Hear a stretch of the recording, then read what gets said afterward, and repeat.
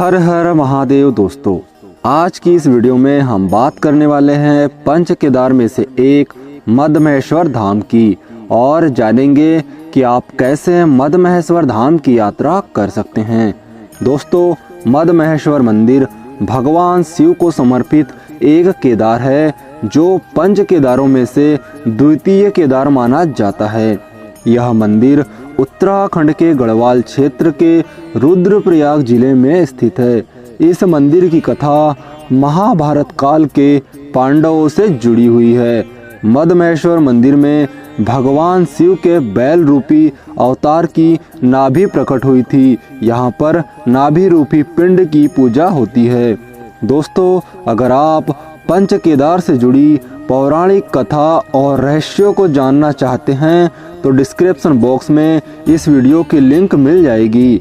दोस्तों, मद्महेश्वर धाम का जितना धार्मिक महत्व है उतना ही यह ट्रेकिंग में रुचि रखने वालों के बीच लोकप्रिय है, क्योंकि यहाँ से हिमालय की चोटियों के अद्भुत दृश्य दिखाई देते हैं जो यहाँ आने वाले यात्रियों को मंत्रमुग्ध कर देते हैं। दोस्तों, अगर आप भी इस पवित्र धाम की यात्रा करना चाहते हैं तो वीडियो को पूरा जरूर देखें।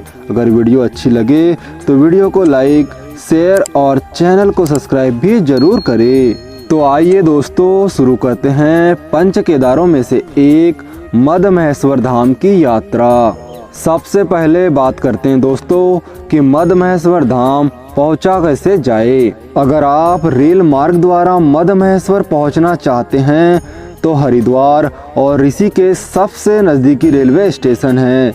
यहाँ से आपको ऊखीमठ तक आसानी से बस मिल जाती है। ऊखीमठ पहुँचने पर आप वहाँ से रांसी गांव के लिए टैक्सी लेकर पहुँच सकते हैं। ऊखीमठ से रांसी गांव की दूरी मात्र 8 किलोमीटर है। वहीं हरिद्वार से 235 किलोमीटर और ऋषिकेश से 207 किलोमीटर की दूरी पर मद्महेश्वर धाम स्थित है। वहीं अगर आप हवाई मार्ग द्वारा मद्महेश्वर धाम पहुंचना चाहते हैं तो नज़दीकी हवाई अड्डा देहरादून का जॉली ग्रांट अंतर्राष्ट्रीय हवाई अड्डा है। देहरादून से मद्महेश्वर धाम की दूरी मात्र 240 किलोमीटर है। देहरादून पहुंचकर आप बस या टैक्सी की सहायता से बहुत ही आसानी से ऊखीमठ पहुंच सकते हैं। ऊखीमठ पहुंचकर आप टैक्सी लेकर रांसी गांव पहुंच सकते हैं। दोस्तों, रांसी गांव पहुंचने के बाद आप रांसी गांव में एक रात बिताकर भी अगले दिन जल्दी सुबह मद्महेश्वर धाम की 18 किलोमीटर की ट्रेकिंग शुरू कर सकते हैं। दोस्तों, अब बात करते हैं मद्महेश्वर धाम के ट्रेक की और आप कैसे मंदिर तक पहुंच सकते हैं। उत्तरी हिमालय के पहाड़ों के बीच में स्थित मद्महेश्वर धाम का ट्रेक कुल 18 किलोमीटर लंबा है, जो कि एक कठिनाई वाला ट्रेक माना जाता है।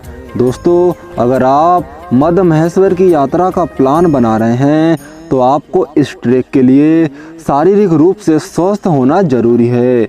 अगर आप शारीरिक रूप से स्वस्थ नहीं हैं तो आपको यह ट्रेक नहीं करना चाहिए। इसका सबसे बड़ा कारण है दोस्तों, एक तो इस ट्रेक की लंबाई और दूसरा इस ट्रेक की खड़ी चढ़ाई, जिसे पार करने के लिए फिट होना जरूरी है। दोस्तों, इस ट्रेक के दौरान आप घने जंगलों से होकर गुजरते हैं। पूरे ट्रेक के दौरान आपको कई झरने और यहाँ की प्राकृतिक सुंदरता देखने मिलती है। दोस्तों, मद्महेश्वर धाम की पैदल यात्रा रांसी गांव से शुरू होती है। मद्महेश्वर मंदिर तक जाने वाले रास्ते पर पत्थरों का उपयोग करके पगडंडी का निर्माण किया गया है। दोस्तों, रांसी गांव से जब मद्महेश्वर धाम का ट्रेक शुरू होता है तो गोंडार गांव तक ढलान वाला और समतल रास्ता मिलता है। रांसी से गोंडार गांव तक 6 किलोमीटर का ट्रेक है, लेकिन गोंडार गांव के बाद शुरू होता है सीधी और खड़ी चढ़ाई वाला सबसे कठिन और दुर्गम रास्ता, जो कि 12 किलोमीटर का होता है। अगर आप जिस दिन रांसी गांव पहुंचते हैं और उसी दिन 6 किलोमीटर की ट्रैकिंग करके गोंडार तक पहुंच जाते हैं तो यहाँ रात में रुकने के लिए कई होम स्टे तथा भोजन के लिए रेस्टोरेंट और दुकानें उपलब्ध है। फिर आप रात में विश्राम करने के बाद गोंडार गांव से सुबह जल्दी भी यात्रा शुरू कर सकते हैं। दोस्तों, ट्रैक के दौरान रास्ते में छोटे छोटे गांव आते हैं, वहां पर आपको रुकने और खाने की सुविधा मिल जाती है। गोंडार गांव से आगे 2 किलोमीटर की ट्रैकिंग के बाद बंतोली नाम का छोटा सा गांव आता है। बंतोली से 2 किलोमीटर आगे ट्रैकिंग के बाद खतारा खाल गांव आता है। दोस्तों, खतारा खाल गांव से आगे 2 किलोमीटर की चढ़ाई करने पर आता है नानू नाम का गांव और नानू से आगे 2 किलोमीटर और बढ़ने पर मौखंबा नाम का गांव आता है और मौखंबा से 4 किलोमीटर की थका देने वाली और कठिन ट्रैकिंग के बाद आता है श्री मदमहेश्वर धाम। दोस्तों, इस पूरे 18 किलोमीटर की कठिन यात्रा के लिए आपको गर्म कपड़े, रेनकोट, ट्रैकिंग के लिए डंडा या छड़ी, कुछ खाने पीने की सामग्री और कुछ नॉर्मल दवाइयाँ रखना जरूरी होता है ताकि यात्रा के दौरान अगर किसी प्रकार की असुविधा होती है तो आपको इससे मदद हो सके। दोस्तों, मदमहेश्वर पहुंचने के बाद आप वहां पर टेंट या छोटे छोटे होटलों में रूम लेकर अपने सामान वगैरह रखकर कुछ देर आराम करके और फिर तरोताज़ा होकर आप मंदिर पहुंचकर भोलेनाथ के दर्शन करके उनका आशीर्वाद लेने जा सकते हैं। साथ में संध्या के समय होने वाली भव्य आरती में भी शामिल हो सकते हैं। दोस्तों, मंदिर में 2 मूर्तियां भी स्थापित है, जिसमें से एक भगवान शिव और माता पार्वती के रूप में अर्धनारीश्वर को समर्पित है और एक माता पार्वती को। दोस्तों, रात में मदमहेश्वर में विश्राम करने के बाद आप मुख्य मंदिर से 2 किलोमीटर दूरी पर स्थित बूढ़ा मदमहेश्वर मंदिर में दर्शन करने जा सकते हैं। जो भी भक्त मदमहेश्वर धाम आते हैं वे बूढ़ा मदमहेश्वर भी अवश्य जाते हैं।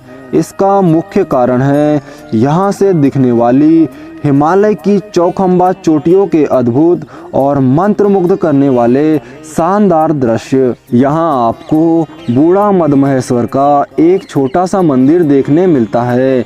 यहाँ पर आप भोले के दर्शन कीजिए और फिर मज़ा लीजिए यहाँ से दिखने वाले सफ़ेद बर्फ की चादरों से ढके चौखंबा पहाड़ के शानदार दृश्य। दोस्तों, इसके अलावा यहाँ से आपको नीलकंठ, केदारनाथ, पंचूली व त्रिशूल पर्वत की चोटियाँ भी देखने मिलेगी। दोस्तों, अब बात करते हैं मदमहेश्वर धाम मंदिर के कपाट खुलने व बंद होने की तिथि की। दोस्तों, अन्य केदारों तथा 4 धाम की तरह यह मंदिर भी सर्दियों में भारी बर्फबारी के कारण बंद हो जाता है।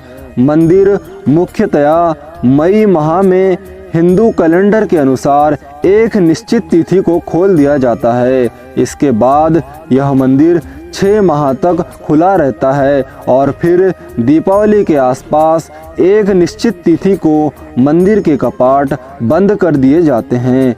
कपाट बंद होने के बाद मदमहेश्वर से भगवान शिव की डोली ऊखीमठ के ओमकारेश्वर मंदिर में लाई जाती है और अगले 6 माह तक यहाँ पूजा पाठ होती है। दोस्तों, मदमहेश्वर धाम यात्रा के लिए मानसून से पहले मई, जून और मानसून के बाद अक्टूबर, नवंबर माह दीपावली के पास का समय सबसे बेस्ट समय माना जाता है। मदमहेश्वर की यात्रा के लिए आप 3 दिनों का ट्रिप प्लान कर सकते हैं। इस पूरी यात्रा में एक व्यक्ति का कुल खर्चा लगभग 3000 से 4000 रुपए के बीच आ सकता है। तो दोस्तों, ये थी मदमहेश्वर धाम यात्रा की कंप्लीट जानकारी। इसके अलावा आप चाहे तो 4 धाम यात्रा की केदारनाथ, बद्रीनाथ, यमुनोत्री और गंगोत्री वाली वीडियो भी चैनल पर जाकर प्लेलिस्ट देख सकते हैं। तो दोस्तों, अगर आपको वीडियो अच्छी लगी हो तो वीडियो को लाइक, वीडियो को शेयर और चैनल को सब्सक्राइब भी जरूर करें। वहीं अंत में जाते जाते आपसे निवेदन करना चाहूँगा कि आप जब भी किसी यात्रा पर जाएं तो नेचर को क्लीन और ग्रीन जरूर रखें। मिलते हैं आपको अगली किसी वीडियो में, तब तक के लिए अपना ख्याल रखिएगा। आपकी यात्रा मंगलमय हो। हर हर महादेव।